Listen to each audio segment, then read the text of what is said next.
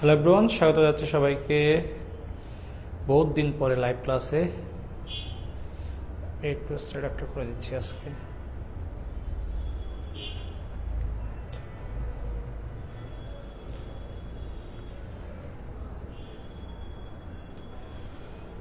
চলো আমাদের setup ready.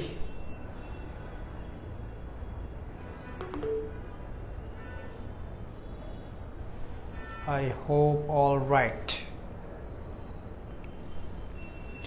ঠিক আছে, এখন ভয়েস টয়েস একটু ঠিকঠাক শোনা গেলেই আশা করি সব ঠিকঠাক আছে। দেখি হচ্ছে কিনা আল্লাহ জানে। ঠিক আছে, ভয়েস টয়েস আমাদের সেটআপ রেডি।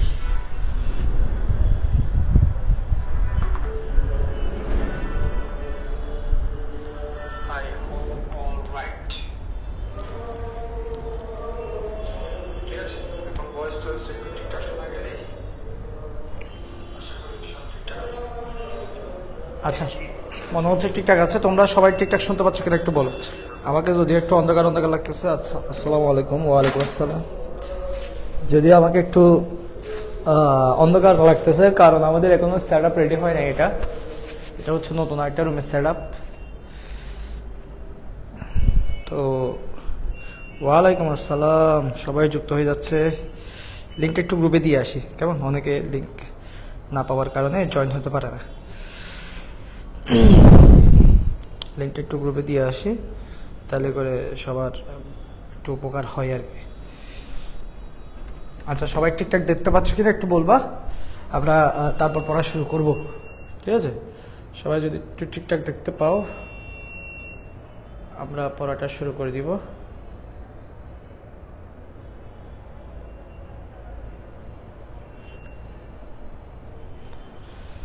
ঠিক আছে, আমরা সবাই ঠিকঠাক দেখতে পাচ্ছি কিনা? ওকে, নমস্কার, সব কিছু ঠিকঠাক আছে। আচ্ছা, সব কিছু ঠিকঠাক থাকলে ভালো, আমরা পড়া শুরু করতে পারি। আপনারা সবাই রেডি কিনা? এবং বহুত দিন পরে আপনাদের সাথে, ঈদের পরে অনেক দিন পর আর কি লাইভ ক্লাসে। তো সবার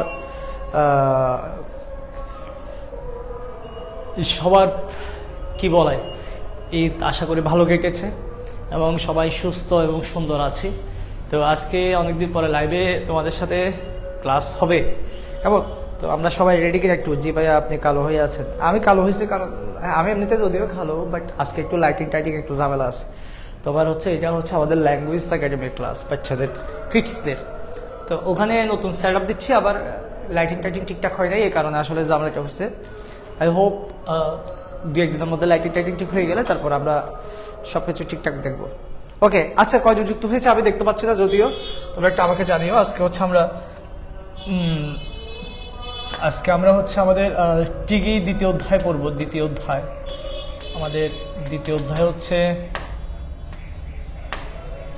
তোমার বক্তা ও উৎপাদকের আচরণ, এবং এটা হচ্ছে লেকচার নাম্বার, তোমার এটা লেকচার নাম্বার হচ্ছে 5, কেমন? Lecture number 5। এবং এই 5 লেকচারটা হচ্ছে তোমার কি বলে, লেকচার 4 থেকে যে টপিকগুলো বলতেছি আমরা, এই বক্তা এবং উৎপাদকের আচরণ, এই অধ্যায়টাকে আমরা তোমার 4 ভাগে ভাগ করছিলাম। একটা হচ্ছে উপযোগের পার্ট, একটা হচ্ছে চাহিদা যোগানের বেসিক, এরপর তোমার হচ্ছে স্থিতিস্থাপকতা, আরটা হচ্ছে ভারসাম্য।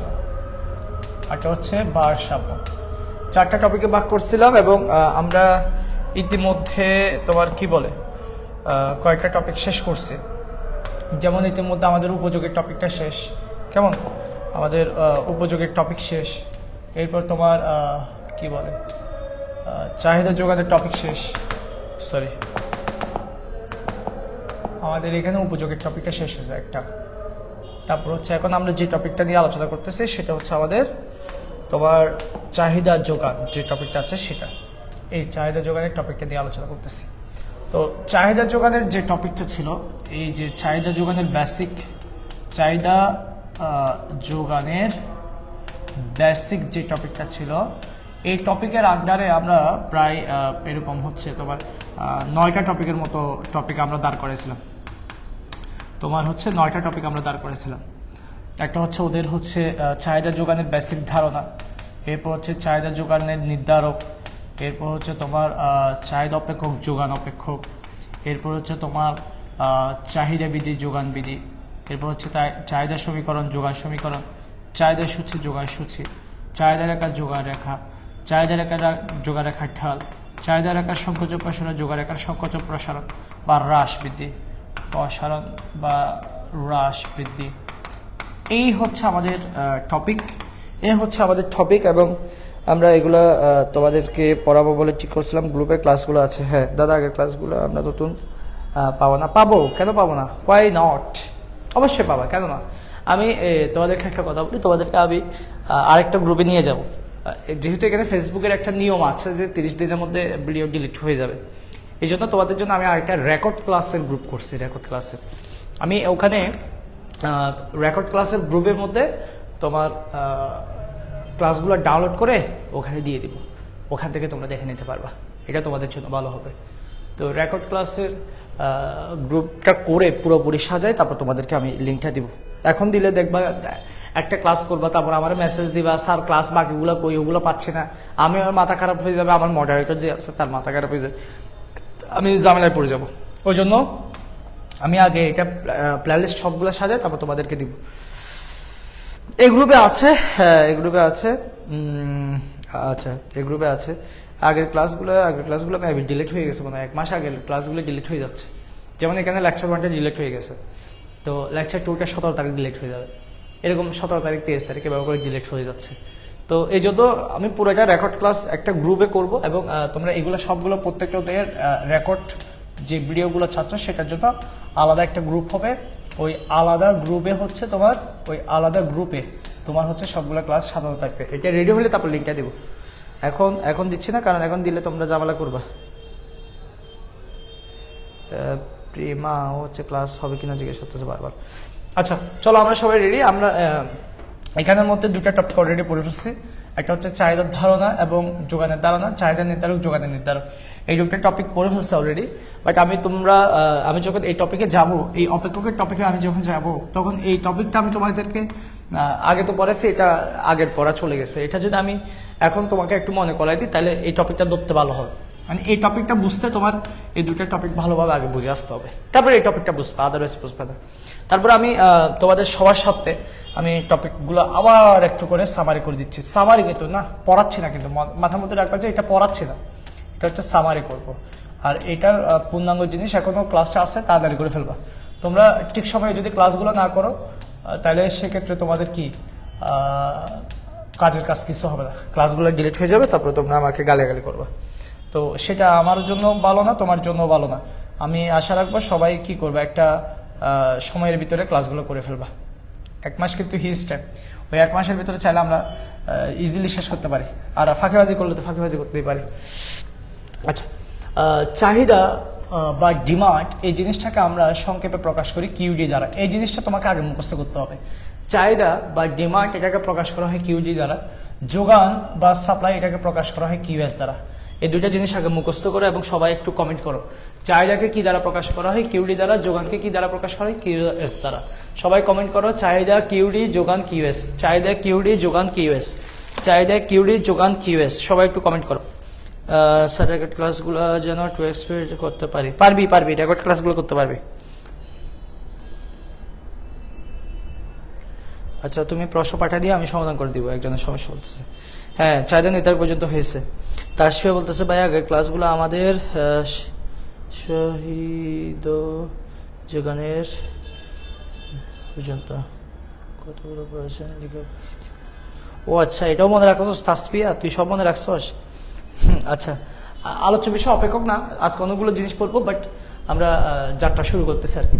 তো চাহিদাকে প্রকাশ করা হয় কিউডি দ্বারা, যোগানকে প্রকাশ করা হয় কিউএস দ্বারা। এই কথাটা একটু সবাই লিখো, চাহিদা কিউডি, যোগান কিউএস, চাহিদা কিউডি, যোগান কিউএস। ও কি বলতেছে একটা, স্যার আপনি মেবি 2025 ব্যাচে গ্রুপে ক্লাস নিচ্ছেন কিন্তু আমি ওই গ্রুপে অ্যাড নাই। এই তো আর ডামিশ।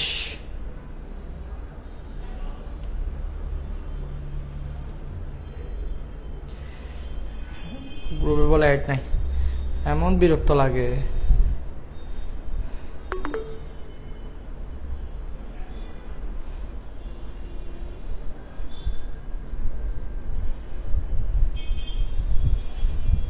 তোমরা এত বড় হয়ে গেছো যে তোমরা এখনো কোন গ্রুপে জয়েন দিতে হয়, কিভাবে ক্লাস করতে হয় এগুলোও জানো না।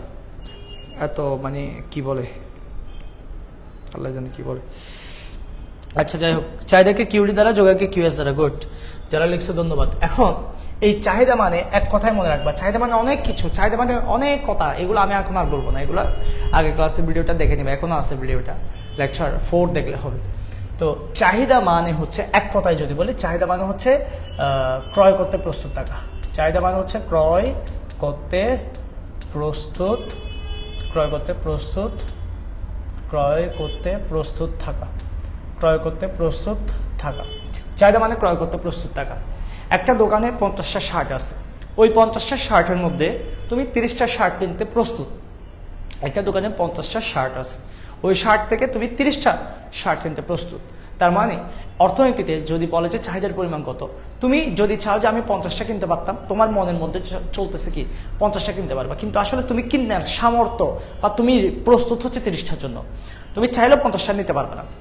একটা দোকানে 50টা শার্ট সাজানো আছে, তুমি চিন্তা করলে আমি যদি 50টা শার্ট একসাথে নিতে পারতাম, এটা তোমার মনের একটা চাওয়া, আকাঙ্ক্ষা।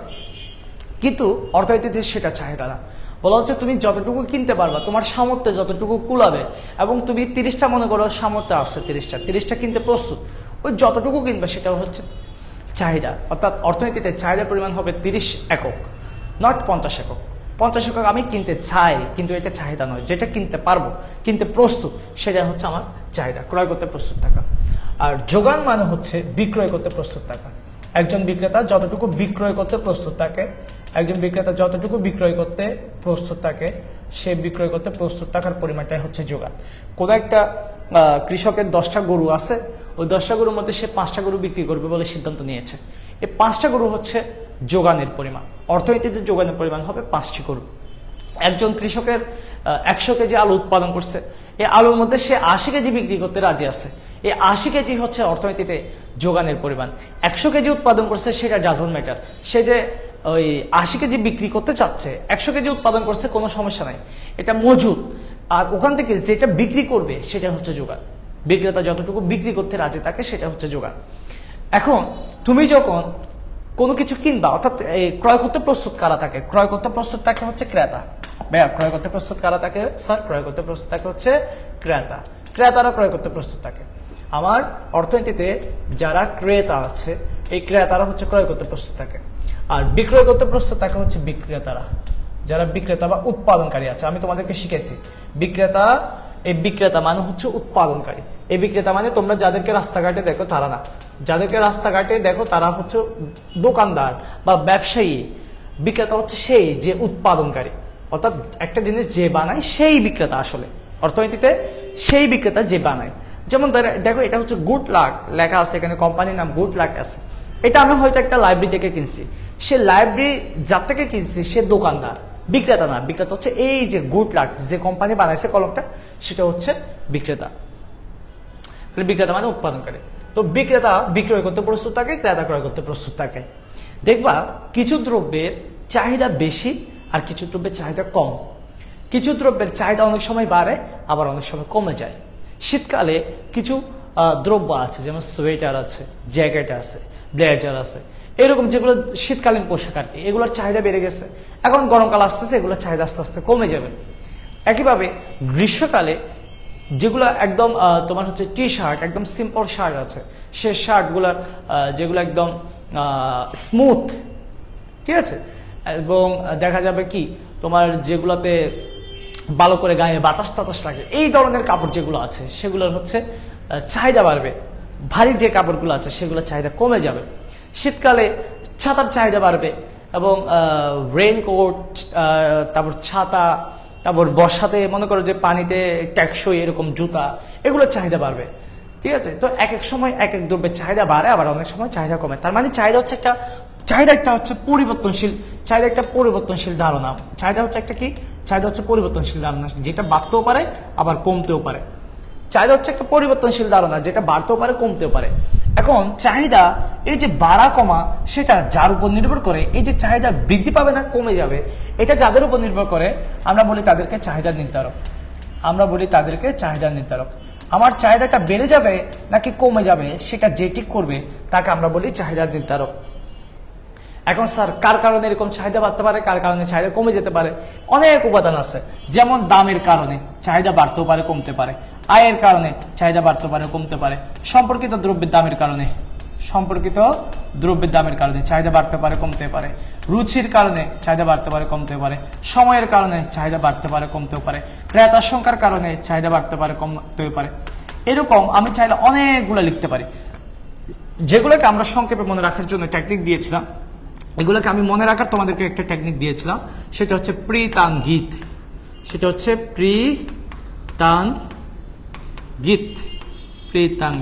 এই প্রিতাঙ্গিতের মধ্যে যে শব্দগুলো আছে এরা সবাই হচ্ছে চাহিদা নির্ধারক, এরা সবাই চাহিদাকে বাড়াইতেও পারে কমাইতেও পারে, অর্থাৎ এরা সবাই চাহিদাকে প্রভাবিত করার ক্ষমতা রাখে। এই জন্য এদের সবাইকে, এই যে price, related good price, income, তোমার হচ্ছে time, advertise, number of customer, government influence, তারপর হচ্ছে প্রেতাঙ্গিত, তোমার ইনকাম, তারপর হচ্ছে তোমার ইন্টারন্যাশনাল ট্রেড এবং টেস্ট, এগুলোর কারণে এদের সবার কারণে চাহিদা বাড়তেও পারে কমতেও পারে। এই যে চাহিদা যেহেতু এদের দ্বারা প্রভাবিত হয়, চাহিদাকে যেহেতু এরা প্রভাবিত করে সেহেতু হচ্ছে তোমার এরা হচ্ছে চাহিদা নির্ধারক, এরা সবাই চাহিদা নির্ধারক। একইভাবে একজন বিক্রেতা অনেক সময় একটা দ্রব্য বিক্রয়ের পরিমাণ বাড়াইতে পারে, আবার বিক্রয়ের পরিমাণ কমাইতে পারে। এখন এই বিক্রয়টা যাদের কারণে বাড়বে বা কমবে, তাদেরকে আমরা বলি যোগানের নির্ধারক। চাহিদা যাদের কারণে বাড়ে কমে তারা হচ্ছে চাহিদা নির্ধারক, যোগান যাদের কারণে বাড়ে কমে তাদেরকে বলা হয় যোগানের নির্ধারক। এখন এই যোগানের নির্ধারকের মধ্যে কে থাকতে পারে? যোগান নির্ধারকের মধ্যে দাম থাকতে পারে, যোগান নির্ধারকের মধ্যে উপকরণের দাম থাকতে পারে, উপকরণের দামের কারণে হতে পারে, করের কারণে হতে পারে, ভর্তুকির কারণে হতে পারে, বিক্রেতার সংখ্যার কারণে হতে পারে, যোগান বৃদ্ধি বা হ্রাস পাওয়া সেটা বিক্রেতার কারণে হতে পারে, সেটা আবহাওয়ার কারণে হতে পারে। এরকম অনেক উপাদান আছে যাদের কারণে আমার যোগান বাড়তেও পারে কমতে পারে।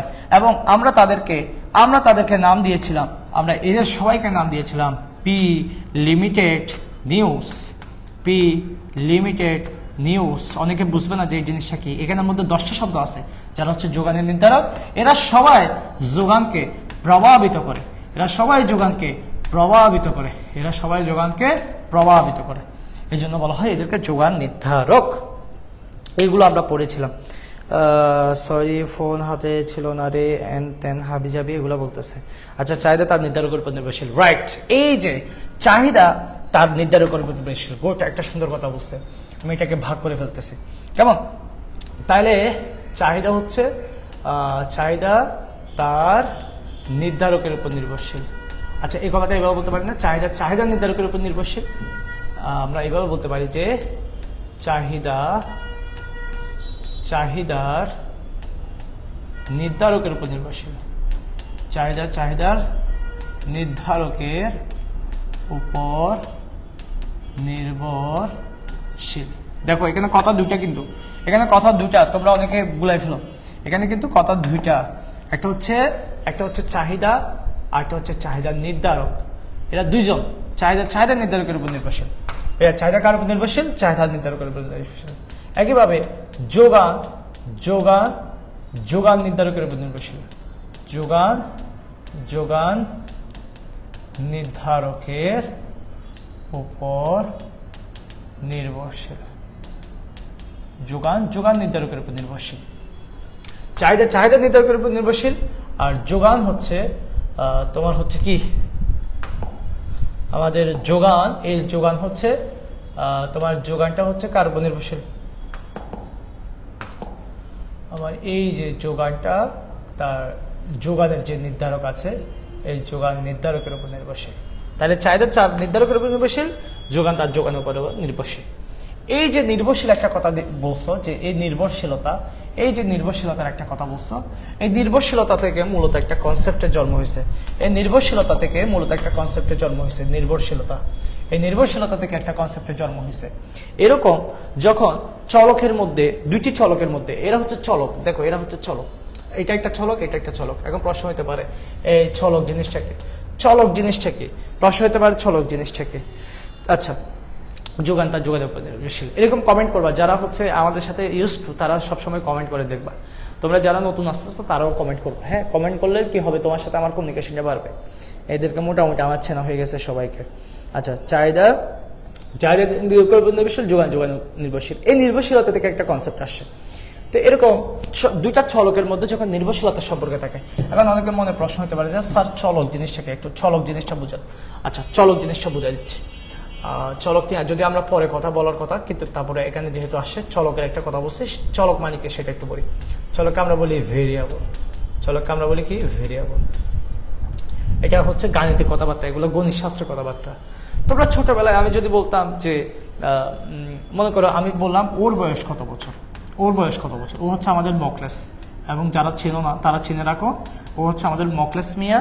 এবং আমি জিজ্ঞেস করলাম ও হচ্ছে এইচএসসি, ও হচ্ছে এইচএসসিতে পড়ে, ও হচ্ছে তোমার একাদশ দ্বাদশ শ্রেণীতে পড়ে বা এইচএসসি পরীক্ষা দিবে, এইচএসসি পরীক্ষা দিবে।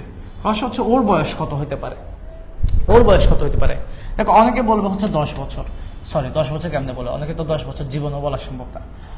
এইচএসসি পরীক্ষা দিবে না, তাহলে এইচএসসি পরীক্ষা দিলে মনে করো যে কেউ বলবে 18 বছর, কেউ বলবে 17 বছর, কেউ বলবে 19 বছর, কেউ বলবে 20 বছর, এক একজন এক এক কথা বলবে। এখন মনে করো এই একজনে বলছে 17 বছর, একজনে বলছে 18 বছর, একজনে বলছে 19 বছর, একজনে বলছে 20 বছর। এখন আমি জিজ্ঞেস করছি ওর বয়স কত, তুমি যখন 17 বছর বলে দিচ্ছ, একটা ফিক্সড একটা বয়স বলে দিচ্ছ, ওকে জিজ্ঞেস করলাম, ও বললো স্যার 18 বছর, সে একটা ফিক্সড বয়স বলে দিল। ওকে জিজ্ঞেস করলাম, ও বললো স্যার 19 বছর, এটাও ফিক্সড বয়স বলে দিল। এ বললো 20 বছর, এটাও ফিক্সড একটা বয়স বলে দিচ্ছে। এরকম যখন তুমি ফিক্সড বলে দিবা, এটাকে তো আমি আর এই ফিক্সড বয়সটাকে আমি চাইলে চেঞ্জ করতে পারবো না। মনে রাখবা এই জিনিসগুলো, তুমি যখন 20 বছর বলছো, আমি তোমাকে বকা দিতে পারবো না, এই তুই 20 বছর কেন বলছো, তোকে বলছি 20 বছর, কারণ আমি তো তোমাকে জিজ্ঞেস করছি ওর বয়স কত। এখন আমি তোমাকে এই যে এই ধরনের ছোটবেলায় অঙ্কগুলো করতাম, যে ধরে নাও ওর বয়স হচ্ছে ক বছর, ওর বয়স হচ্ছে ক বছর, তাহলে কত হতে পারে, ওর বয়সটা কত হতে পারে? কেউ বলতেছে 17, কেউ বলতেছে 18, কেউ বলছে 19, কেউ বলছে 20। দেখো এই ক এর মানগুলা এক এক সময় একবার 17 বলতেছে, একবার 18 বলতেছে, একবার 19 বলছে, একবার 20 বছর বলতেছে, এক একজন এক এক বয়স বলতেছে। কিন্তু আমি যদি দেখো ক এর মানটা কেউ 17 বছর বলতেছে, কেউ 18 বছর বলতেছে, কেউ 19 বছর বলতেছে, কেউ 20 বছর বলতেছে, ক এর মানটা এক এক সময় এক এক মান নিচ্ছে। আর আমি যদি বলে দিতাম এটা হচ্ছে মকলেস, এ হচ্ছে এইচএসসি পরীক্ষা দিবে এবং ওর বয়স হচ্ছে 18 বছর। এখন আমি তোমাকে আবার সেম প্রশ্নটা করলাম, ওর বয়স কত, তাহলে ওর বয়স কত? তুমি বললো যে স্যার ওর বয়স যেহেতু আপনি বলে দিচ্ছেন 18। আমি আরেকজনকে জিজ্ঞেস করলাম ওর বয়স কত, সেও বলবে 18। আরেকজনকে জিজ্ঞেস করলাম ওর বয়স কত, সেও বললো 18। দেখো সবাই 18 বলতেছে, কেন? আমি এটা ফিক্সড করে বলে দিলাম। আর আমি যখন বললাম ওর বয়স কত, ক বছর, এবং তোমাদের জিজ্ঞেস করলাম কত হতে পারে, একজন বলে 17, একজন বলে 18, একজন বলে 19, একজন বলে 20। দেখো ক এটা বিভিন্ন মান গ্রহণ করতে পারে, কিন্তু এই 18 এটা ফিক্সড হওয়ার কারণে সে অন্য কোনো মানে যাচ্ছে না, সে 18তে ফিক্সড। এরকম যখন মান সব সময় এক কথা বলে, অর্থাৎ ফিক্সড থাকে, তখন সেটাকে বলা হয় ধ্রুবক। আর যে মান যেটা এরকম একাধিক মান নিতে পারে সে হচ্ছে চলক, অর্থাৎ যেটা পরিবর্তন হয়, কেউ 17 বলে, কেউ 18 বলে, দেখো পরিবর্তন হচ্ছে। আর আমি ওকে বয়স যদি 18 আগে বলে দিতাম, ফিক্সড করে দিতাম, তখন তুমি চাইলে হাজার চেঞ্জ করতে পারতো না। তাহলে চলক কোনটা? চলক হচ্ছে যেটা পরিবর্তন হয়। ধ্রুবক কোনটা? যেটা পরিবর্তন হয় না। তাহলে চলক কাকে বলে যদি পরীক্ষা আসে, চলক কাকে বলে যদি পরীক্ষা আসে, তখন আমরা কি বলবো? একটু আমি এটা মুছে দিচ্ছি, তারপর তোমাদেরকে বুঝে দিচ্ছি। চলো কাকে বলে যদি পরীক্ষা আসে কি বলবো? গণিত শাস্ত্রে যে সকল রাশির মান, গণিত শাস্ত্রে যে সকল রাশির মান পরিবর্তনশীল, যে সকল রাশির মান পরিবর্তনশীল তাকে চলক বলে। গণিত শাস্ত্রে যে সকল রাশির মান পরিবর্তনশীল তাকে কি বলে বলতো? চলক বলে। এবং এই চলকটা হচ্ছে দুই প্রকার। চলক দুই প্রকার, একটা হচ্ছে স্বাধীন চলক, একটা হচ্ছে স্বাধীন চলক, একটা হচ্ছে অধীন চলক। একটা স্বাধীন চলক আর একটা হচ্ছে কি? অধীন চলক। স্বাধীন চলক কোনটা? অধীন চলক কোনটা? যে চলক নিজের উপর, যে চলক নিজের উপর আরোপিত মান গ্রহণ করতে পারে, যে চলক নিজের উপর আরোপিত মান গ্রহণ করতে পারে তাকে বলে স্বাধীন চলক। আর যে চলক স্বাধীন চলকের মানের উপর নির্ভরশীল, স্বাধীন চলকের মানের উপর নির্ভরশীল, স্বাধীন চলকের মানের উপর নির্ভরশীল, স্বাধীন চলকের মানের উপর নির্ভরশীল তাকে বলা হয় অধীন চলক। স্যার বুঝি নাই, তোমরা পিতা ও পুত্রের বয়সের অঙ্ক করছো? এটা যারা বোঝে নাই তাদের জন্য বলছি। পিতা ও পুত্রের বয়সের অঙ্ক করছো? পিতা ও পুত্রের বয়সের অঙ্কে করছিল না? পুত্রের বয়স ক বছর হলে পিতার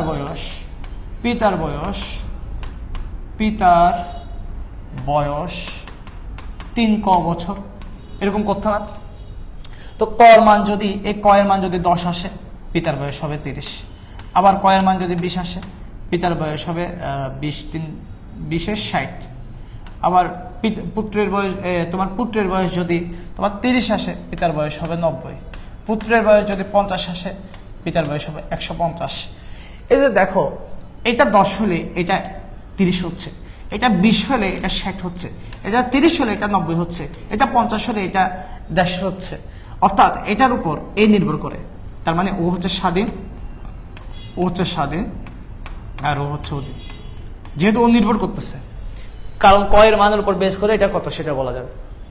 তো এই যে চলক নিজের উপর আরোপিত মান, এখন ওর বয়স যদি 10 দিই ও 30 হয়ে যাচ্ছে, এ হচ্ছে স্বাধীন চলকের মানের উপর নির্ভরশীল, তার মানে ও অধীন চলক আর ও স্বাধীন চলক। এটার উপর এটা নির্ভর করে, এটার উপর এটা নির্ভর করে, এটা কত হচ্ছে তার উপর নির্ভর করবে এটা। তো এরকম তোমার হচ্ছে এই স্বাধীন চলক হচ্ছে নিজের উপর আরোপিত মান গ্রহণ করতে পারে, স্বাধীন চলক হচ্ছে নিজের উপর আরোপিত মান গ্রহণ করতে পারে, এবং ও হচ্ছে স্বাধীন চলকের মানের উপর নির্ভরশীল। অধীন চলক হচ্ছে স্বাধীন চলকের মানের উপর নির্ভরশীল। বুঝতে পারলে একটু সবাই ডান লিখে না, একটু বুঝতে পারলে সবাই একটু ডান লিখো, একটু বুঝতে পারলে সবাই একটু ডান লিখো, তো সবাই বুঝতে পারলে একটু ডান লিখো, সবাই একটু বুঝতে পারলে। আলোক 2 প্রকার লিখে ফেলছে। তিতি, তুই আলোক 2 প্রকার কেন লিখছস? আলোক কই পাইছ সেখানে? আমরা তো চলকের কথা বলতেছি। ডান রুহুল আমিন মুসি, ডান। তাহলে চলক 2 প্রকার, একটা স্বাধীন চলক, একটা হচ্ছে অধীন চলক। একটা স্বাধীন চলক, একটা হচ্ছে অধীন চলক। আমরা এই জিনিসটা একটু মুছে দিই। চলো এবার আসো, ওই যেটা বলছিলাম যে তোমার যেটা ফিক্স থাকে এটা তো চলক না, এটা হচ্ছে ধ্রুবক, যেটা আগে থেকে নির্দিষ্ট থাকে। এটাকে বলা হয় কনস্ট্যান্ট বা ধ্রুবক। তো কনস্ট্যান্ট বা ধ্রুবক কাকে বলে? গণিত শাস্ত্রে যে সকল রাশির মান, গণিত শাস্ত্রে যে সকল রাশির মান সর্বদা স্থির থাকে তাকে ধ্রুবক বলে। তাকে কি বলে বলতো? ধ্রুবক বলে। এবং মজার বিষয় হচ্ছে এই ধ্রুবকও 2 প্রকার। কেমন? একটা হচ্ছে তোমার ইচ্ছামূলক ধ্রুবক, একটা হচ্ছে সুনির্দিষ্ট ধ্রুবক। ইচ্ছামূলক ধ্রুবক কোনগুলা, সুনির্দিষ্ট ধ্রুবক কোনগুলা?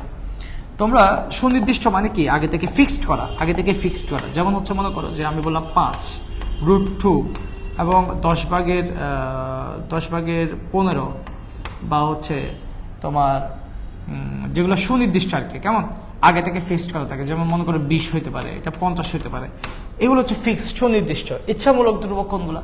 এগুলোকে আমরা A, B, C, D এগুলো দ্বারা প্রকাশ করি। এ বি সি ডি এগুলো দ্বারা প্রকাশ করি।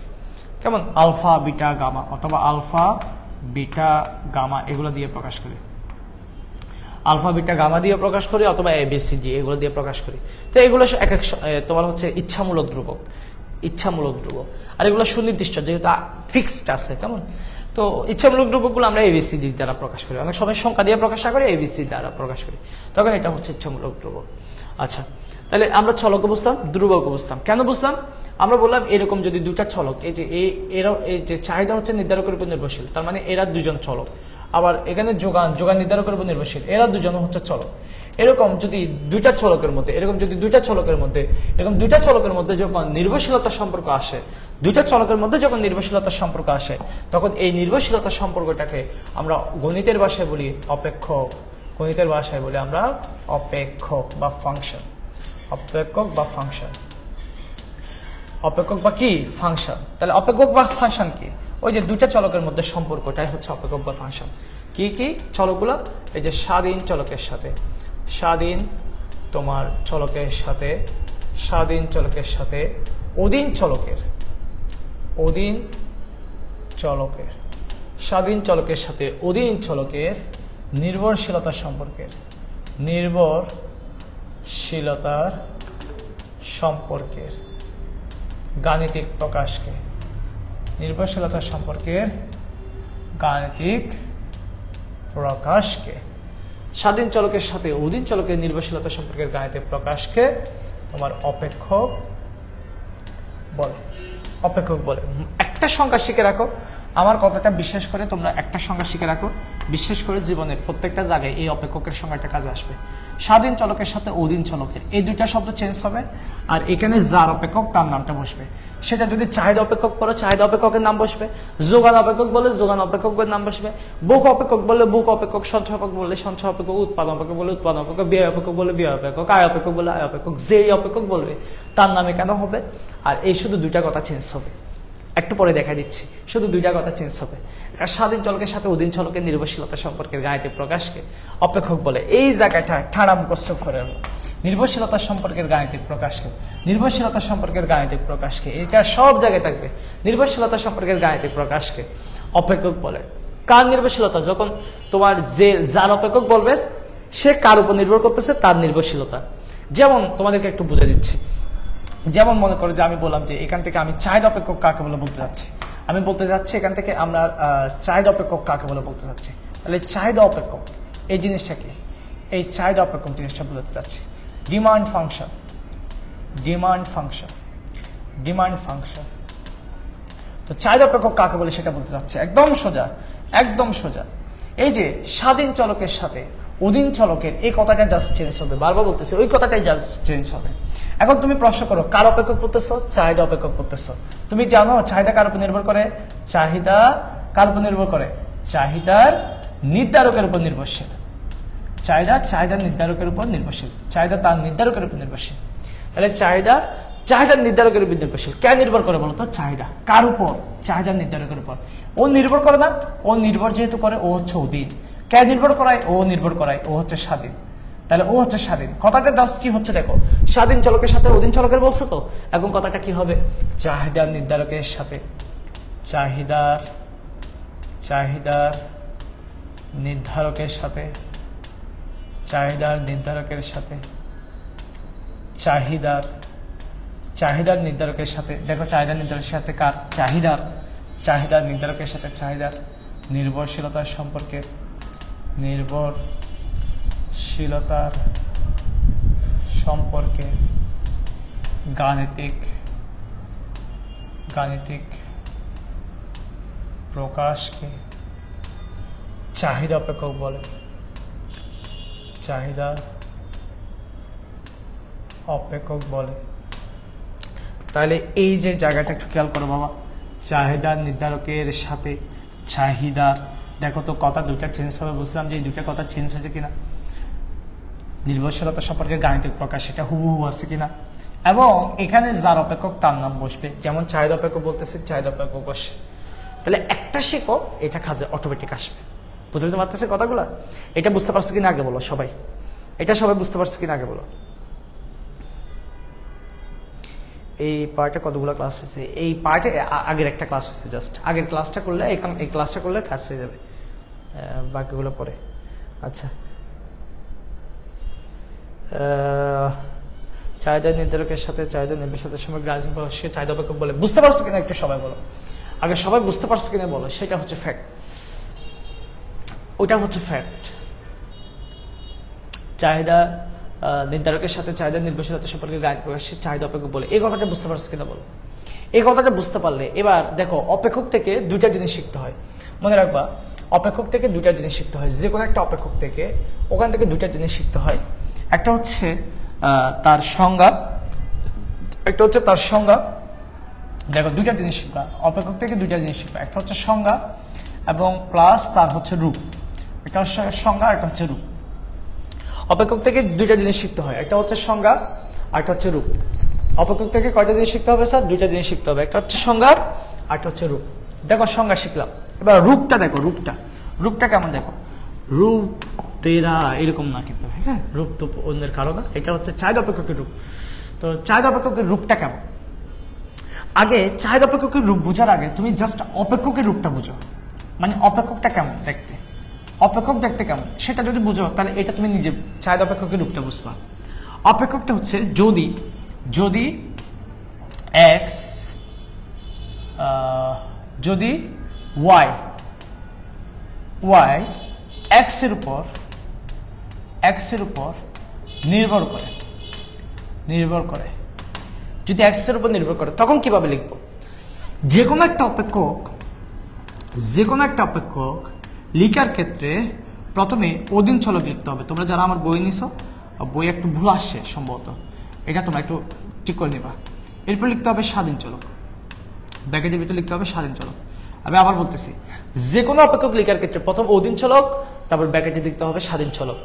এই যে এখানে এফ নামে যে চিহ্নটা দিয়েছি, এই এফ নামে যে চিহ্নটা দিয়েছি, এটা হচ্ছে নির্ভরশীলতার সম্পর্ক প্রকাশ করে। এফ দ্বারা নির্ভরশীলতা ফাংশন প্রকাশ করে, ফাংশন। আচ্ছা, আরেকটু ব্যাখ্যা করতেছি। আমার কি করতে হবে? এইদিকে অধীন চলক, ফাংশন দিতে হবে, এদিকে স্বাধীন চলক। তিনটা পার্ট, একটা হচ্ছে অধীন চলক, একটা ফাংশন, একটা স্বাধীন চলক। ফাংশনটা হচ্ছে একদম মোস্ট ইম্পর্টেন্ট জিনিস। যদি ওয়াই এক্স এর উপর নির্ভর করে, কে নির্ভর করে? ওয়াই নির্ভর করে। ওয়াই নির্ভর করে কার উপর? এক্স এর উপর। কে ওয়াই এই নির্ভর করে, ও নির্ভর করে, তার মানে ও অধীন, তাহলে ওয়াই এদিকে বসবে, ফাংশন দিয়ে ব্র্যাকেটের ভিতরে এক্স বসবে। তাহলে যেহেতু ওয়াই নির্ভর করে, ও হচ্ছে অধীন, এক্স নির্ভর করায়, এই জন্য স্বাধীন। তাহলে এখানে এফ, এই এফ চিহ্নটা তুমি না দিয়ে অনেক সময় আমরা এফ এর পরিবর্তে জি, এইচ এগুলো ইউজ করতে পারি, এই চিহ্নগুলো ইউজ করতে পারি। তাহলে অপেক্ষককে এফ, জি, এইচ এই চিহ্ন দ্বারা প্রকাশ করা হয়, এবং এই চিহ্ন দ্বারা নির্ভরশীলতার সম্পর্ক বোঝাবে। পরীক্ষা এমসিকিউ আসে, এফ দ্বারা কি বোঝায়? এফ দ্বারা হচ্ছে নির্ভরশীলতার সম্পর্ক বোঝায়, নির্ভরশীলতার সম্পর্ক বোঝায় এক কথায় অপেক্ষক। এফ দ্বারা কি বোঝাবে? অপেক্ষক। জি দ্বারা অপেক্ষক, এইচ দ্বারা অপেক্ষক বোঝাবে নির্ভরশীলতার সম্পর্ক। তাহলে যে কোনো অপেক্ষক লিখার ক্ষেত্রে এই রূপটা মনে রাখো ভালো করে। এই রূপটা যদি মনে রাখো তাহলে তোমার হয়ে যাচ্ছে। যে কোনো অপেক্ষক লিখার ক্ষেত্রে তোমার হচ্ছে আগে অধীন চলক, তারপর এফ, তারপর ব্র্যাকেটের ভিতরে স্বাধীন চলক। তো আমার এখানে কে নির্ভর করে? তোমার হচ্ছে আমার এখানে আমার চাহিদা নির্ভর করে। কে নির্ভর করে? চাহিদাটা নির্ভর করে কার উপর? চাহিদা নির্ধারকের উপর। তাহলে আমার এখানে যদি আমি চাহিদা অপেক্ষকটা লিখতে চাই, আমার চাহিদা অপেক্ষকটা লিখতে চাই, আমি কিভাবে লিখবো আমার চাহিদা অপেক্ষকটা? আমার চাহিদাটা নির্ভর করে, আমার চাহিদা নির্ভর করে কার উপর? এই যে চাহিদার নির্ধারকের উপর, চাহিদার নির্ধারকের উপর। এখন প্রশ্ন আমি যদি তোমাদেরকে বলি যে স্যার প্লিজ, আমি যদি চাই, if I want to right here এভাবে যে দাম, সম্পর্কিত দ্রব্যের দাম আয়, রুচি ইত্যাদি ইত্যাদি, এভাবে আমি যদি এভাবে লিখতে চাই, আমি বলো আমার এভাবে লিখার ক্ষমতা আছে কিনা? এভাবে লিখলে রাইট নাকি রং? তোমরা জাস্ট আর অথবা ডাব্লিউ বলো, রাইট অথবা রং, আর অথবা ডাব্লিউ। আমি কি এই চাহিদা নির্ধারককে এভাবে লিখতে পারি কিনা? দাম, সম্পর্কিত দ্রব্যের দাম, সম্পর্কিত দ্রব্যের, এখানে একটা দাম পড়ে না, সম্পর্কিত দ্রব্যের দাম, আয়, রুচি, এগুলো লিখতে পারি কিনা? দ্যাট মিনস আমি যদি এই তোমাদের একটু এগুলো মুখস্থ করাই, দাম, আয়, সম্পর্কিত দ্রব্যের দাম, রুচি, সময়, ক্রেতা, এগুলো হচ্ছে কে? চাহিদা নির্ধারক। আমি চাইলে এই জিনিসটা এইভাবে লিখতে পারি কিনা? আমি ওই গেলাম, এই জিনিসটা এভাবে লিখতে পারি কিনা আমাকে একটু সবাই বলো, আমাকে একটু যে সবাই বলো যে আমি চাইলে এইভাবে লিখতে পারি কিনা, yes or no. Oh right, good, right, লিখে যাবে। তাহলে এটা হচ্ছে সংক্ষিপ্ত রূপ। বেহা কেমন, এটা হচ্ছে কি, এটা হচ্ছে সংক্ষিপ্ত রূপ, সংক্ষিপ্ত রূপ, এটা হচ্ছে সংক্ষিপ্ত রূপ। আর এটা হচ্ছে সম্প্রসারিত রূপ, সম্প্রসারিত রূপ। আর এটারও একটা সাংকেতিক রূপ আছে, সাংকেতিক রূপ আছে, সাংকেতিক রূপ আছে। সাংকেতিক রূপটা কেমন, ওই যে শিখায় আসছে স্যার, এখন না পারলে, বুড়া বয়সে না পারলে কখন পারবেন। চাহিদাকে কিউডি দ্বারা প্রকাশ করা হয়, আর চাহিদার নির্ধারককে আমরা P R I T A N G I T মুখস্থ করেছিলাম মনে আছে, আর অনেক লেখা যাবে। এভাবে লেখা যায় হবে কিনা, অবশ্যই যায় হবে। এটা সংক্ষিপ্ত রূপ, সম্প্রসারিত রূপ, সাংকেতিক রূপ। এখন আমার একটা প্রশ্ন হচ্ছে, এই জিনিসটা সবাই বুঝতে পারছেন কিনা? বুঝতে পারলে সবাই একটু ডান লিখেন না, এই জিনিসটা বুঝতে পারলে সবাই একটু ডান লিখেন। একটা লাইন বাড়াবো, জাস্ট একটা লাইন বাড়াবো। আগে এতটুকু বুঝতে পারছি কিনা একটু সবাই বলেন। Right, yes, okay, thank you. তোমরা যে সাপোর্টটা করতেছো ধন্যবাদ। সবাই কমেন্ট করতেছো, অনেকে তিতি করছে। ও বাবা, নাদিয়া কোত্থেকে আসছে? নাদিয়া তো বহুদিন পরে পাইলাম। আব্দুল্লাহ আল জুবাই, রূপকথা। আচ্ছা, রূপকথা এটা কোনো আইডি হলো? রিজওয়ানা, রুহুল, যারা করছে ধন্যবাদ। রূপকথা, বোরের পাখি, তোমার প্রিয়া, এই আইডিগুলো কেমন একটু আনপ্রফেশনাল মনে হয় আমার। তোমার নামটা একটু বলো কেমন, রূপকথা, তোমার নামটা একটু বলো। তোমার নামটা বললে ওই নামে আমি বলবো কেমন, অথবা তুমি কয়েকটা কমেন্ট করিও। যেমন এখানে হচ্ছে তাসফিয়া একজন আছে, ও হচ্ছে তোমার কমেন্ট করার সময় ওর আব্বুর মোবাইল থেকে করে, ওই জন্য সে কি করে তোমার ইয়া করে। অনেকে আবার বিভিন্ন সমস্যার কারণে কি করে, বিভিন্ন আইডি থেকে কথা বলে। তো এটা কোনো বিষয় না, রূপকথা তোমার নামটা একটু বলিও, তাহলে আমি তোমার নাম ধরে রাখবো। আচ্ছা, ওকে ওকে ওকে, ডান, সবাই বুঝতে পারছে। ওকে, নাদিয়া হক আপু কি এইচএসসি 25 না 26? আপু বলতেছ হচ্ছে 25। সেক্ষেত্রে ওকে, আচ্ছা, ধন্যবাদ। এখন দেখো চাহিদার সাথে, দেখো এই চাহিদার সাথে তোমাদের কলেজের ওই বন্ধু বান্ধবের মতো চাহিদার সাথে কিন্তু অনেকের সম্পর্ক আছে, এরকম অনেক সম্পর্ক। চাহিদা কিন্তু একা থাকতে পছন্দ করে না, এই চাহিদা ওদের সবার সাথে থাকতে পছন্দ করে। কিন্তু অর্থনীতিতে বলা হচ্ছে সবাই মিলে চাহিদাকে প্রভাবিত করতে পারে, সবাই মিলে চাহিদাকে প্রভাবিত করে। কিন্তু এইদের মধ্যে থেকে সব থেকে বেশি চাহিদাকে প্রভাবিত করে সেটা হচ্ছে দাম, সেটা হচ্ছে দাম। সবাই চাহিদাকে প্রভাবিত করে, আবার সবাই চাহিদা সবাইকে ভালোবাসে, চাহিদা কিন্তু সবাইকে ভালোবাসে, কিন্তু চাহিদা সব থেকে বেশি ভালোবাসে কাকে? দামকে। এই জন্য অনেক সময় এই অন্যান্য অবস্থায় স্থির থাকলে, দেখো এই কথাটা আমরা কি লিখতে পারি, যখন অন্যান্য অবস্থায় স্থির, অন্যান্য অবস্থা স্থির, তখন আমরা চাহিদাকে এভাবে লিখি, চাহিদা ইজ ইকুয়াল টু, চাহিদা শুধুমাত্র দামের উপর নির্ভর করে। অর্থাৎ এটা সাংকেতিকভাবে বললে কি বলবো, সাংকেতিকভাবে বলবো চাহিদা হচ্ছে দামের উপর নির্ভরশীল। এটা কখন? যখন অন্যান্য অবস্থায় স্থির। প্লিজ কথাটা মনে রাখবা, যখন অন্যান্য অবস্থায় স্থির। এটাকে বলা হয় চেটেরি পারিবাস, চেটেরিস পারিবাস, মনে রাখবা, এটাকে বলা হয় চেটেরিস পারিবাস। এটা হচ্ছে তোমার গ্রিক শব্দ, চেটেরিস পারিবাস, গ্রিক শব্দ, যদিও ইংরেজি বর্ণমালা লিখছি, বাট এটা ইংরেজি উচ্চারণ আর কি, চেটেরিস পারিবাস। তো চেটেরিস পারিবাস এটার মানে হচ্ছে অন্যান্য অবস্থায় স্থির। যখন অন্যান্য অবস্থায় স্থির, তখন চাহিদা কার দ্বারা প্রভাবিত হবে? শুধু দাম দ্বারা প্রভাবিত হবে। মনে রাখবা, চাহিদা শুধুমাত্র দাম দ্বারা প্রভাবিত হবে যখন অন্যান্য অবস্থায় স্থির। ঠিক আছে? আচ্ছা, তুমি কি চাইলে, এখন অনেকে প্রশ্ন করবে, স্যার আমি কি চাইলে এভাবে লিখতে পারি যে চাহিদা is equal to function of I, চাহিদা is equal to function of I, এভাবে আমি চাইলে কি এভাবে লিখতে পারি? অবশ্যই লিখতে পারো। এভাবে লিখার মানে কি? এভাবে লিখার মানে হচ্ছে চাহিদা শুধু আয় দ্বারা প্রভাবিত হচ্ছে, আর কারো দ্বারা প্রভাবিত না আপাতত। আমি যখন এভাবে লিখবো, দেখো এভাবে লেখার মানে কি, চাহিদা সবাই দ্বারা প্রভাবিত হচ্ছে, সবাইকে দ্বারা প্রভাবিত হচ্ছে। আর আমি যখন এভাবে স্পেসিফিক একজনকে বুঝাবো, তখন বুঝতে হবে তখন অন্যান্য অবস্থায় স্থির। মনে রাখিও, অন্যান্য অবস্থায় স্থির। এরকম একজনের সাথে অনেকের সম্পর্ক থাকলে, দেখো একজন অনেকজন এরকম সম্পর্ক থাকলে, যখন আমি সবাইকে নিয়ে লিখবো তখন কোনো সমস্যা নাই, তখন সবাই পরিবর্তন হচ্ছে। আর যখন শুধু একজনের সাথে এই একজনের সম্পর্ক লিখবো, তখন মনে হতে হবে এরা সবাই বাসায় ঘুমাচ্ছে, মানে এরা সবাই স্থির।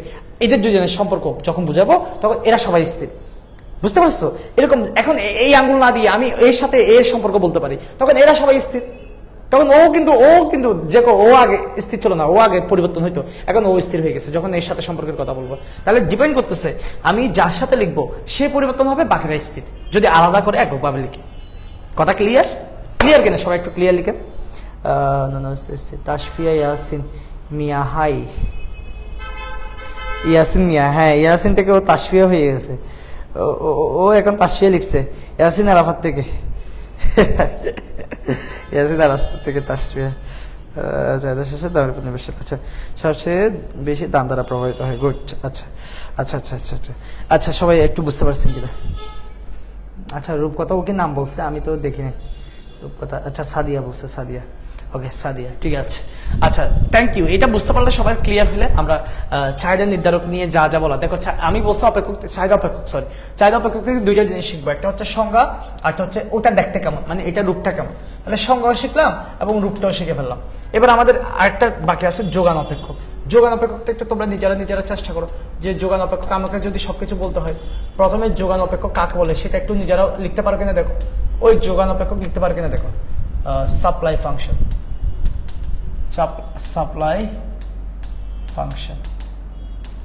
সাপ্লাই ফাংশন যোগান অপেক্ষক। তো যোগান অপেক্ষক কাকে বলে সেটা তোমরা আগেরটা থেকে একটু চিন্তা করে লিখো। এটা দেখো, এই যে চাহিদা তার নির্ধারকের উপর নির্ভরশীল, তো চাহিদা নির্ধারকের সাথে চাহিদা নির্ভরশীলতা সম্পর্কের কাজে প্রকাশকে তোমার হচ্ছে চাহিদা অপেক্ষক বলে। একইভাবে আমার যোগান তো যোগান নির্ধারকের উপর নির্ভরশীল, আমার যেটা যোগান সে যোগান কার উপর নির্ভরশীল? যোগান নির্ধারকের উপর নির্ভরশীল। যোগানটা কার উপর নির্ভরশীল? যোগান নির্ধারকের উপর নির্ভরশীল। তো এখন আমি যদি এটা সংজ্ঞা দিতে চাই, if I want to make the definition, so আমরা কিভাবে লিখতে পারি? আমরা লিখতে পারি ওই আগের মতো যোগান নির্ধারকের সাথে, যোগান নির্ধারকের সাথে। এটা তো তোমরা পারার কথা, দেখি কারা কারা পারবা একটু কমেন্টে লিখো, নিজেরা কারা কারা পারবা। যোগান নির্ধারকের সাথে যোগানের নির্ভরশীলতার সম্পর্কের গাণিতিক প্রকাশকে, যোগান নির্ধারকের সাথে যোগানের নির্ভরশীলতা সম্পর্কে গাণিতিক প্রকাশকে যোগান অপেক্ষক বলে। যোগান অপেক্ষক বলে, খুব সুন্দর। এবার আমি যদি চাই যে যোগান অপেক্ষকটা একটু লিখতে, তখন কিভাবে লিখবো? আমি যদি যোগান অপেক্ষকটা লিখতে চাই, যোগান অপেক্ষকের রূপ কেমন, একটা তো সংজ্ঞা, তারপর একটা কি শিখতে হবে? রূপ শিখতে হবে না? তাহলে আমার যোগান নির্ভর করে, যে নির্ভর করে সেখানে। ও ডান। ও আচ্ছা, কাকে বলে লিখে ফেলছে অনেকে। লুনা এ বলছে রাবিয়া বসরি ছিল আগে, ভাইয়া কি মনে আছে? আচ্ছা, রাবিয়া বসরি ছিল। আচ্ছা, তোমরা আস্তে আস্তে নামগুলো চেঞ্জ করতেছো না, গুড।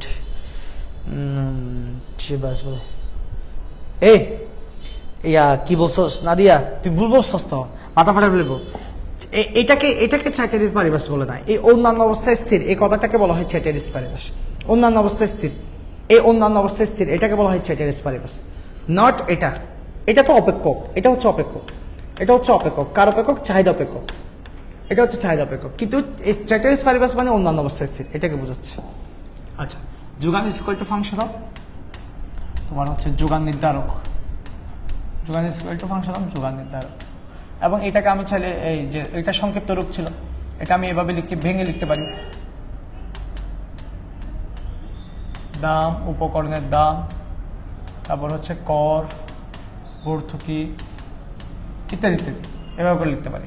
অথবা সাংকেতিকভাবে কি লিখবো? QS P L T D N E W S. তোমাকে যে টেকনিকটা শিখে দিই, পি লিমিটেড নিউজ, এভাবে করে মনে রাখতে বলছিলাম। এগুলো দেখছো একসাথে কতগুলো মুখস্থ হয়েছে। তো এইটা এইভাবে লেখা যায়, এবং সেটাকে যদি তুমি ওই ফর্মেটে লিখতে চাও যে অন্যান্য অবস্থায় স্থির, অন্যান্য অবস্থা স্থির, অন্যান্য অবস্থা স্থির থাকলে, অন্যান্য অবস্থা কি থাকলে? স্থির থাকলে, তখন আমরা বলতে পারি যোগানো শুধুমাত্র কার দ্বারা প্রভাবিত হবে? দাম দ্বারা প্রভাবিত হবে। এবং সেটাকে সংক্ষেপে এভাবে লেখা যায়, Q is equal to function of P. এখানে অন্যান্য অবস্থায় স্থির বোঝাবে। এবং এখান থেকে তুমি একটা সিদ্ধান্ত আসতে পারো যে চাহিদা এবং যোগানের, এই চাহিদা এবং যোগানের সবচেয়ে গুরুত্বপূর্ণ নির্ধারক হচ্ছে এই দাম। চাহিদা এবং যোগানের সবচেয়ে সবচেয়ে গুরুত্বপূর্ণ নির্ধারক, সবচেয়ে গুরুত্বপূর্ণ নির্ধারক, চাহিদা এবং যোগানের সবচেয়ে গুরুত্বপূর্ণ নির্ধারক হচ্ছে কে? এর দাম। অর্থাৎ এরা সব এই চাহিদা এবং যোগান এরা দামকে বেশি ভালোবাসে, অর্থাৎ দাম দ্বারা বেশি প্রভাবিত হয়। দাম যা বলে তারা সবসময় তা শুনে। তো এটা হচ্ছে গুরুত্বপূর্ণ নির্ধারক। সবাই বুঝতে পারলে ডান লিখেন। দেখেন আমরা আজকে অনেক কিছু পড়ে ফেলছি এবং গুরুত্বপূর্ণ এই যে আমরা অপেক্ষকের পার্ট শেষ করছি। এই অপেক্ষকের পার্ট শেষ হলে সবাই লিখেন এফ ডান। এফ ডান মানে ফাংশন ডান, এফ মানে ফাংশন বোঝাচ্ছে, কেমন? এফ ডান লিখেন সবাই, বুঝতে পারলে এফ ডান লিখেন। এফ ডান লিখেন সবাই বুঝতে পারলে একটা এফ ডান লিখেন। আমার মাথা ব্যথা ছিল, আপনার ক্লাস করে ভালো হয়ে গেছে। আচ্ছা দেখছো বাপ, আমার তো পুরা কি বলে, আমার তো ওষুধে কাজ করে। মাথা ব্যথা ছিল, মাথা ঠিক হয়ে গেছে বলতেছে। টেক্সট নিয়ে আমি পারবো, তাই বলতেছে আমি পারবো। আচ্ছা এরকম তোদের নামগুলোর সাথে যদি মিল না থাকে তাহলে একটু লিখে দিস, কেমন? ওকে ডান। ওকে ভাইয়া, আমি তাইবা আইডি দিয়ে প্রায় 3 মাস ধরে ক্লাস করি না। আচ্ছা তাইবা দিয়ে ক্লাস করস না এখন? আচ্ছা তাইবা, ওকে এফটা। আচ্ছা এইভাবে তোদের যদি নাম সাথে আইডির মিল না থাকে একটু লিখে দিস, কারণ আমি ভাই জানি না তো তোরা কে কখন কোন আইডি দিয়ে করতেছিস, চাই না।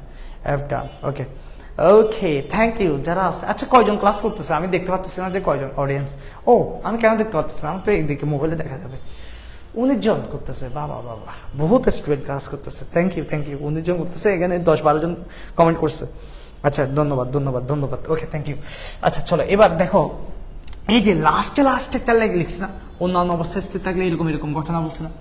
এই অন্যান্য অবস্থায় স্থির থাকলে এরকম ঘটনা বলছিলাম না যে অন্যান্য অবস্থায় স্থির থাকলে, অন্যান্য অবস্থা স্থির থাকলে, অন্যান্য অবস্থায় স্থির থাকলে তোমার চাহিদাটা হচ্ছে শুধুমাত্র দামের উপর নির্ভর করে এবং যোগানটাও কি দামের উপর নির্ভর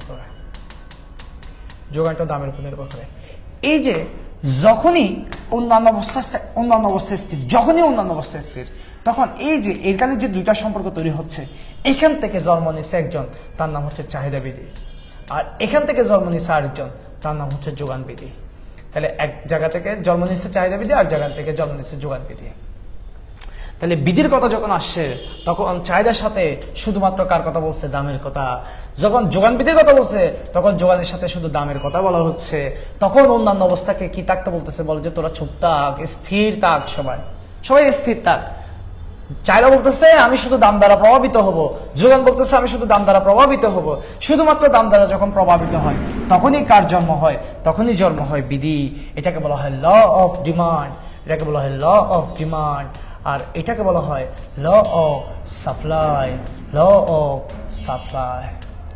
তাহলে দুইটা বিধি নিয়ে আমরা আজকে কথা বলবো, একটা হচ্ছে চাহিদা বিধি আর একটা হচ্ছে যোগান বিধি। এই বিধিগুলা কখন কার্যকর হয়? যখন চাহিদা এবং যোগান শুধুমাত্র দামের সাথে সম্পর্কের কথা বলে, তখন অন্যান্য অবস্থা স্থির থাকে। মনে রাখবা, যে কোনো বিধি থেকে 4টা বিষয় শিখতে হবে। সেটা কে দিয়েছে, কখন দিয়েছে, কিভাবে দিয়েছে, কখন দিয়েছে, কিভাবে দিয়েছে, তার মূল বক্তব্য কি ছিল? মূল বক্তব্য মানে হচ্ছে, অনেকে বুঝে না, মূল বক্তব্য মানে এটার সংজ্ঞাটা মুখস্থ করতে বলা হচ্ছে এবং সেটার কোনো শর্ত আছে কিনা, সেটার কোনো ব্যতিক্রম আছে কিনা। তাহলে স্যার কয়টা বিষয় পড়তে হবে ব্যতিক্রম থেকে? 4টি বিষয়। কমেন্ট করেন সবাই। বিধি থেকে কয়টা বিষয় পড়তে হবে? সবাই একটু কমেন্ট করেন। একটা বিধি থেকে কয়টা বিষয় পড়তে হবে? সবাই একটু কমেন্ট করেন। আচ্ছা খারাপ লাগলো, রেস্ট কর। তোর জায়গায় আমি হলে ক্লাসই করতাম না। খারাপ লাগতেছে? কার খারাপ লাগতেছে? তাসনিমের খারাপ না ভাই, আমি অনেক অসুস্থ তাই করছি। আচ্ছা অসুস্থ থাকলে তুমি একটু রেস্ট করো। মাত্র 18 জন, 26 জন ছিল প্রথমে, আমি তো জানতাম না কয়জন ছিল। আচ্ছা বিধি থেকে 4টা বিষয় শিখতে হবে। ইয়েস 4টা বিষয় শিখতে হবে। কখন কিভাবে দিয়েছে মূল বক্তব্য, শর্ত। তাহলে চলো একটা শিখি। প্রথমে চলো চাহিদা বিধি নিয়ে আলোচনা করি। চাহিদা বিধি নিয়ে আলোচনা করি। Law of demand, law of demand চাহিদা বিধি, ল অফ ডিমান্ড যেটাকে বলা হচ্ছে চাহিদা বিধি। আর হোয়াটসঅ্যাপে মেসেজ চালাই যাচ্ছে, দেখতে পাচ্ছিস না? আচ্ছা, চাহিদা বিধি। ওকে, আচ্ছা প্রথমে কি বলছি, তোমার হচ্ছে চাহিদা বিধি, এটা কে দিচ্ছে, কখন দিচ্ছে, কিভাবে দিচ্ছে সেটা আগে মুখস্থ করে ফেলে। কেমন? এই চাহিদা বিধি ধারণা দিয়েছে হচ্ছে আলফ্রেড মার্শাল। কে দিয়েছে? Alfred martial. আলফ্রেড মার্শাল হেতা একটা বই লিখছিল, এই বইয়ে সব দুনিয়ার জার্গমি কাজগুলো করছে। এই মার্শালে কি করছে, একটা বই লিখছিল,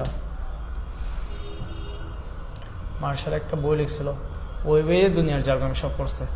আলফ্রেড মার্শাল তার, আচ্ছা তার কেন বলতেছি,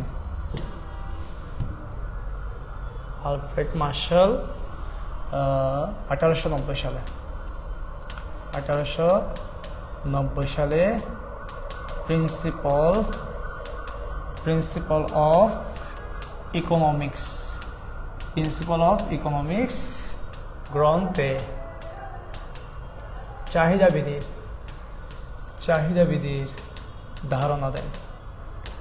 ধারণা দেন। এবং 2 নম্বর কি জানতে হবে, এটা তো 1 নম্বর, এটা হচ্ছে তোমার 1 নম্বর কথা। 2 নম্বর কি জানতে হবে, মূল বক্তব্য। কেমন?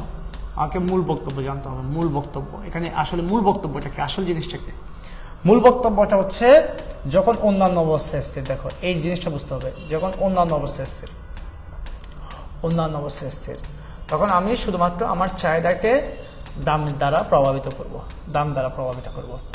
এবং মজার বিষয় হচ্ছে যখন অন্য কিছুর কোনো পরিবর্তন হয় না, তখন কোনো একটা দ্রব্যের যখন দাম বেড়ে যায় তখন চাহিদাটা কমে যায়। তুমি চিন্তা করো, দেখো তোমার একটা দ্রব্যের কথা চিন্তা করো, যে কোনো একটা দ্রব্য, সেটার দাম বেড়ে গেলে তুমি কি বেশি ইউজ করবা, কম ইউজ করবা, চাহিদা কমে যাবে। আবার দাম কমে গেলে, আবার দাম যদি কমে যায় তখন চাহিদাটা বেড়ে যায়। এটা হচ্ছে নর্মাল একটা জিনিস, যে দাম বাড়লে চাহিদা কমে যাবে, দাম কমলে চাহিদা বেড়ে যাবে, ওটা আমি বেশি কিনবো দাম কমলে। এই যে এখানে একটা সম্পর্ক দেখতে পাচ্ছ, যে দাম দ্বারা চাহিদা বিপরীতভাবে প্রভাবিত হয়। এই যে বিপরীতমুখী সম্পর্ক, এই যে একটা বিপরীতমুখী সম্পর্ক দেখতে পাচ্ছ, এই বিপরীতমুখী সম্পর্কটাই মূলত বিপরীতমুখী সম্পর্কটাই হচ্ছে এই যে চাহিদা বিধি। এই বিপরীতমুখী সম্পর্কটাই চাহিদা বিধি। এই বিপরীতমুখী যে সম্পর্ক দেখতে পাচ্ছি, এই সম্পর্কটার নামই হচ্ছে চাহিদা বিধি। এই বিপরীতমুখী সম্পর্কের নামই হচ্ছে চাহিদা বিধি। তাহলে এখন পরীক্ষা যদি আসে, এটার সংজ্ঞা লিখো, এটা কাকে বলে সেটা লিখো, এটার সংজ্ঞা লিখো। মূল বক্তব্য কি লিখবো? মূল বক্তব্য লিখবো এইভাবে, অন্যান্য অবস্থা স্থির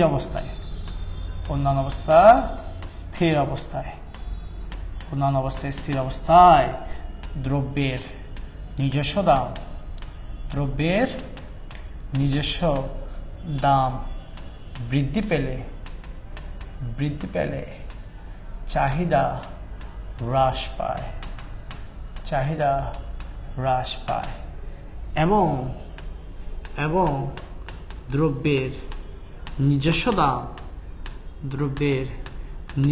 দাম হ্রাস পেলে চাহিদা বৃদ্ধি পায়। দাম, এটা কিন্তু দাঁড়িয়ে না, এটা কমা, হ্যাঁ। দাম ও চাহিদার এরূপ বিপরীতমুখী সম্পর্ককে, দাম ও চাহিদার এইরূপ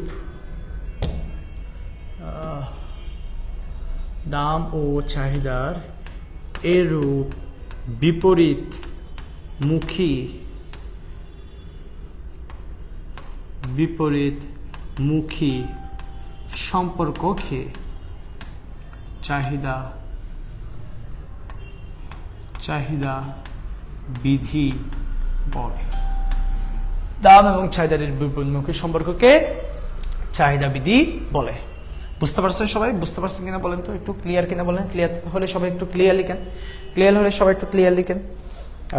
ওকে, আলফ্রেড মার্শাল সুন্দর, সবাই তো গুড কমেন্ট করে। সাদিয়া বলছে, আচ্ছা লুনা বলছে বিপরীতমুখী সম্পর্ককে চাহিদা বিধি বলে। আশা করি বুঝতে পারছেন, যেহেতু সবাই কমেন্ট করতেছেন, বুঝতে পারছেন। এবার এটা 2 নম্বর গেল না, এবার 3 নম্বর জিনিস। 3 নম্বর জিনিস কি ছিল? শর্ত। 3 নম্বর জিনিস হচ্ছে এটার কোনো শর্ত আছে কিনা। ইয়েস, এটার শর্ত আছে। এগুলোকে বলা হয় অনুমিত সত্য। অনেক সময় এগুলোকে তুমি যখন অন্য বইয়ে দেখবা তখন এটাকে বলা হয় অনুমিত সত্য, মানে ধরে নেওয়া। কি সত্য? সত্যটা হচ্ছে অন্যান্য অবস্থায় স্থির থাকতে হবে। অন্যান্য অবস্থা স্থির। এখন প্রশ্ন আসতে পারে, স্যার অন্যান্য অবস্থা বলতে এখানে কাদেরকে বোঝানো হচ্ছে? অন্যান্য অবস্থা বলতে এখানে কাদেরকে বোঝানো হচ্ছে? যেমন দেখো এখানে দাম পরিবর্তন হচ্ছে, তাই না? অন্যান্য অবস্থা স্থির বলতে কাদেরকে বোঝানো হচ্ছে?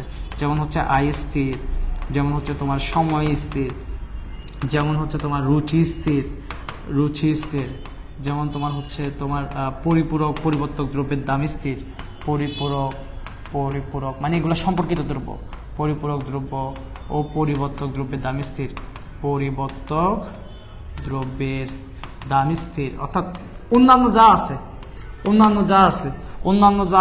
অবস্থা যা আছে সবকিছু স্থির। এই সবকিছু স্থির। অন্যান্য অবস্থা যা আছে সবকিছু স্থির। অন্যান্য যা কিছু আছে সবকিছু যখন স্থির তখন বোঝাচ্ছে এই যে আয় স্থির, সময় স্থির, রুচি স্থির, এগুলো মানে পরিবর্তন হবে না আর কি। তো সবগুলো স্থির হচ্ছে শর্ত। অন্যান্য যখন স্থির থাকবে তখন এই ঘটনাটা ঘটবে। এই ঘটনাটা ঘটার পিছনে অবদান রাখবে এরা মানে কারো পরিবর্তন হবে না, শুধু পরিবর্তন হবে দাম। তো দাম যেহেতু পরিবর্তন হচ্ছে এই কারণে চাহিদা একটা বিপরীতভাবে প্রভাবিত হচ্ছে। বুঝতে পারছো? শর্ত বুঝতে পারছো? দাম ছাড়া সব নির্ধারক স্থির। ইয়েস, এই পাপি একদম 100% রাইট কথা বলছে। ভাই আমার লিখতে ইচ্ছা করতেছে না, না লিখলে সমস্যা নেই, লিখিও না লিখতে ইচ্ছা হলে কোনো সমস্যা নেই, আমার কোনো জোর নাই ভাই। তোমার কথা হচ্ছে তোমার বাসায় সুন্দর করে নোটটা থাকলে হচ্ছে, পরবর্তীতে আজকে না থাকুক পরে থাকলে হচ্ছে। এবার 4টা বিষয় পড়তে হয়, 3টা গেল। এরপর আসো যে এটার কোনো ব্যতিক্রম আছে কিনা। আচ্ছা, এটার কোনো ব্যতিক্রম আছে কিনা? এটার অবশ্যই ব্যতিক্রম আছে। ব্যতিক্রম মানে কি দেখো তো, স্বাভাবিকভাবে এমনিতে নর্মালি কি হয়? নর্মালি হচ্ছে দাম বাড়লে চাহিদাটা কমে যায়, দাম বাড়লে চাহিদাটা কমে যাবে। আমার হাতের পজিশনটা খেয়াল করো, দাম বাড়লে চাহিদাটা কমে যায়, আবার দাম কমলে চাহিদাটা বেড়ে যায়, মানে বিপরীত না? ব্যতিক্রম মানে কি? দাম বাড়লে চাহিদা বেড়ে যাবে। এখানে ব্যতিক্রম মানে কি? দাম বাড়লে তোমার চাহিদাটাও বেড়ে যাবে, আবার দাম যদি কমেও যায় চাহিদাটা আবার কমে যাবে। এটা হচ্ছে ব্যতিক্রম। নর্মালি হওয়ার কথা কি? একটা বাড়লে একটা কমবে। নর্মাল হওয়ার কথা হচ্ছে একটা বাড়লে আর একটা কমবে, আর একটা কমলে আর একটা বাড়বে। এটা নর্মাল হওয়ার কথা। কিন্তু এখন দাম বাড়লে, ওরে কি লিখছি, তোমার দাম বাড়লে এখানে চাহিদা বেড়ে যাবে, আবার দাম কমলে আবার চাহিদাও কমে যাবে। সবাই চলে গেছে? আচ্ছা, চলে যাবেন এখন বাসায়? আচ্ছা, আমি সকাল থেকে থাকবো।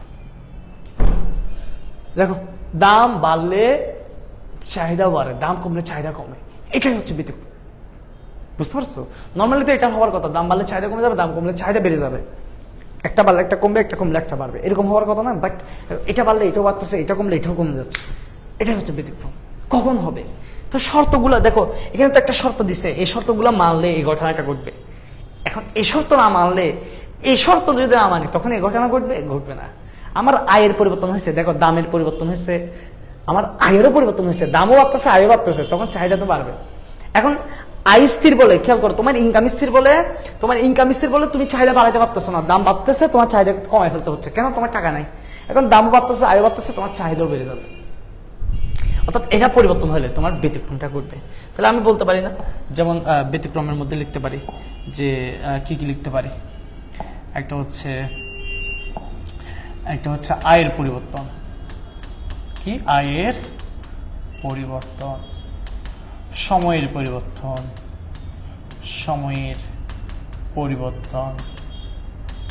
রুচির পরিবর্তন, তারপর হচ্ছে তোমার আরো যা আছে আর কি সবকিছু পরিবর্তন। একটা লিখতে চাই, ওগুলো না লিখে মূল জিনিসগুলো লিখে। গিফেন দ্রব্য, এটা হচ্ছে ভ্যাপলেন দ্রব্য, গিফেন দ্রব্য বা ভ্যাপলেন দ্রব্য। এই যে গিফেন দ্রব্য আর ভ্যাপলেন দ্রব্য, এটা হচ্ছে একটু বিশেষ চাহিদা বিধির। এটা হচ্ছে কার ব্যতিক্রম? তোমার হচ্ছে চাহিদা বিধির ব্যতিক্রম লিখতেছি আমরা। এগুলো চাহিদা বিধির ব্যতিক্রম।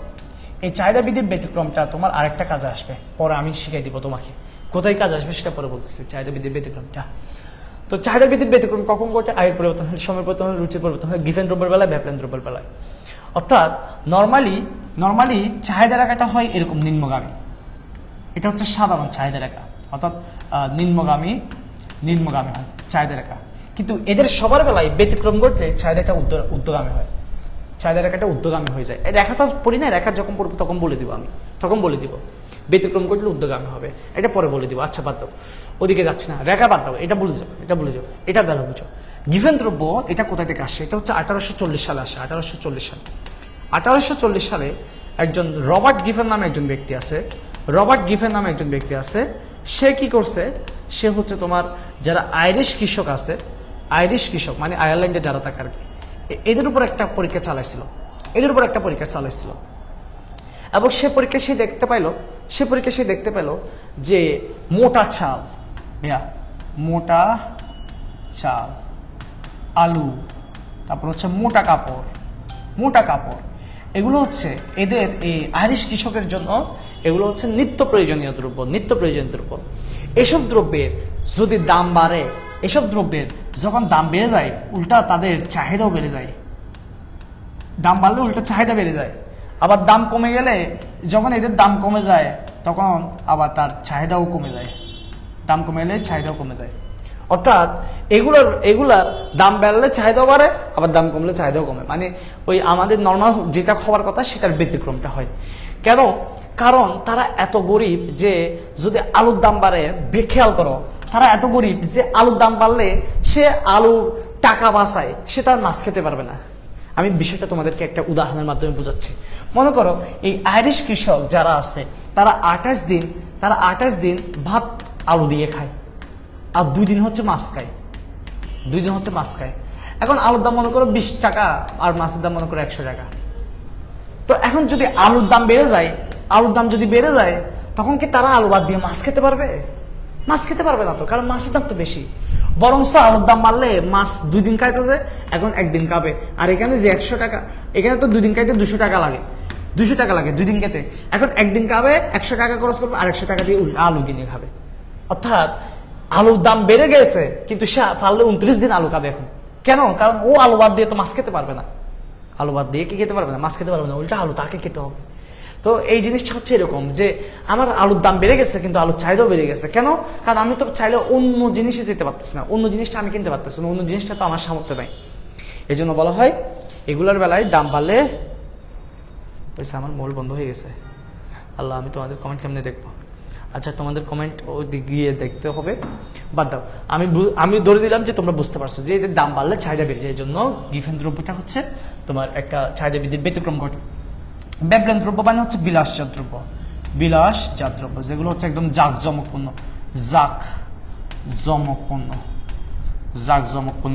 দ্রব্য আছে।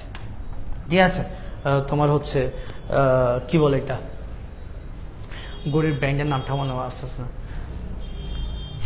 তোমাদের কমেন্ট দেখে মনে করবো, সেটাও আমার মনে হতেছে না। এরকম রোলেক্স, মনে পড়ছে, এই রোলেক্সের গড়ি এবং তোমার দামি একদম রোলস রয়্যাল কার যেগুলো আছে, একদম মানে যেগুলো দামি একদম জাঁকজমকপূর্ণ, এগুলোর বেলায় কি হয়? এগুলো মানুষের বিলাসিতা যে দ্রব্যগুলো আছে, এগুলোর দাম বাড়লে, এগুলো শো অফ করার জন্য, এগুলোর চাহিদা বেড়ে যায়। অর্থাৎ যারা বড় লোক তারা কিনে আর কি, আমার মতো আর তোমার মতো যারা গরিব তারা নিতে পারে না, আমার মতো আর তোমার মতো গরিবরা নিতে পারে না। এগুলো যাদের কাছে টাকা পয়সা আছে, এগুলোর দাম বাড়লে উল্টা তাদের আরো চাহিদা দেখানোর জন্য, তাদের আরো ভাব দেখানোর জন্য তাদের চাহিদা আরো বেড়ে যায়, দাম বাড়লে তারা খুশি। তো এগুলোকে বলা হয় ব্যবলেন দ্রব্য। তো এগুলোর বেলায় ওই চাহিদা বৃদ্ধির কার্যকর হয় না। তো এই জিনিসটা বুঝতে পারছো কিনা? সবাই একটু বুঝতে পারলে একটু ডান লিখো, আমি এই দিক থেকে একটু দেখি বুঝতে পারছো কিনা, একটু সবাই ডান লিখো,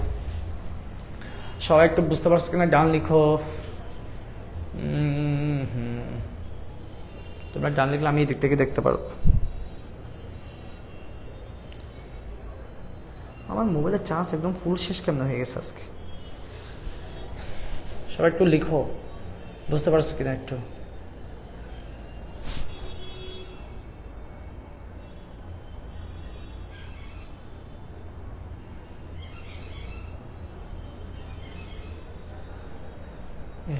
কমেন্টগুলো কোথায়? ওকে, আচ্ছা, তাহলে বৃদ্ধির ব্যতিক্রম গেল।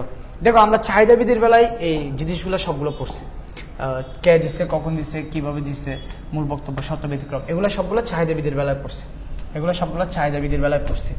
কিন্তু মজার বিষয় হচ্ছে যোগান বিধি থেকে এত প্রশ্ন হবে না, যেই চাহিদা বিধি দিচ্ছে সেই যোগান বিধি দিচ্ছে। কেমন? যোগান বিধিতে হচ্ছে কে দিচ্ছে, কখন দিচ্ছে, কিভাবে দিচ্ছে, এটা মিল, চাহিদার সাথে সাথে যোগান বিধির মিল আছে, কে দিচ্ছে, কখন দিচ্ছে সেটা মিল আছে। আর মূল বক্তব্য যেটা আছে এটা একটু চেঞ্জ হবে, এটা একটু চেঞ্জ হবে, এটা একটু চেঞ্জ হবে। আর এই জিনিসগুলো শিখতে হবে না, যোগান বিধির বেলায় এগুলো আসে না, মানে এগুলো যোগান বিধি তেমন একটা ব্যতিক্রম ঘটে না, তো এই জন্য এগুলো নিয়ে আলোচনা করতে হয় না। তো যোগান বিধির বেসিকটা বলে দিচ্ছি। যোগান বিধিটা কে দিছে, ওই একই আলফ্রেড মার্শাল সে দিছে। এবং এখন যোগান বিধির মূল বক্তব্যটা একটু বলি। যোগান বিধিকে আমরা বলি ল অফ সাপ্লাই, যোগান বিধি। তো এটা এটা এটা এরকম, এটা হচ্ছে যখন ওই আগের মতো, যখন অন্যান্য অবস্থা স্থির, ঠিক আছে, আমার মূল বন্ধ হয়ে যাওয়াতে তোমাদের সাথে কমিউনিকেট করতে পারতেছে না, তখন যোগানটা দামের উপর নির্ভরশীল। আশা করি বুঝবা, কেন না বোঝার কিছু নাই, যোগানটা হচ্ছে দামের উপর নির্ভরশীল। এবং মজার বিষয় হচ্ছে এখানে দাম বাড়লে বিক্রেতা আরো বেশি বিক্রি করতে চায়, অর্থাৎ দাম বাড়লে যোগান বাড়ে, আবার দাম কমলে যোগানও কমে যায়। দাম বাড়লে যোগান বাড়ে, দাম কমলে যোগানও কমে যায়, অর্থাৎ এখানে সমমুখী সম্পর্ক, এখানে হচ্ছে সমমুখী সম্পর্ক, ওটা বিপরীতমুখী, এটা হচ্ছে সমমুখী। এই জিনিসটাকে বলা হচ্ছে যোগান বিধি। কাকে বলে তাহলে পরীক্ষা যদি আসে কি লিখবো? অন্যান্য অবস্থায় স্থির, অন্যান্য অবস্থা স্থির অবস্থায়, অন্যান্য অবস্থা কি অবস্থায়? স্থির অবস্থায়। দ্রব্যের নিজস্ব দাম বাড়লে, যোগান বাড়ে। আচ্ছা সমস্যা, দাম বাড়লে যোগান বাড়ে এবং দাম কমলে যোগান কমে, দাম